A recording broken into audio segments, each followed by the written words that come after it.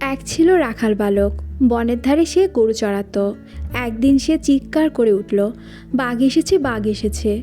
গ্রামবাসী তাকে উদ্ধার করতে ছুটে এলো, হাতে লাঠিসোঁটা, দা কুড়াল।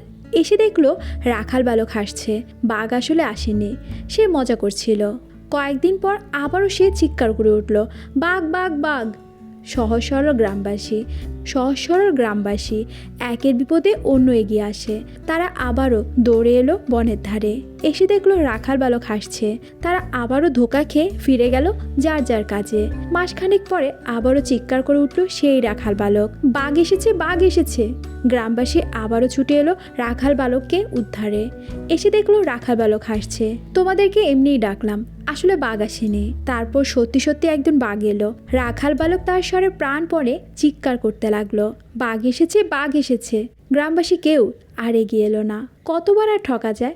বাঘ খেয়ে ফেললো রাখাল বালকটিকে।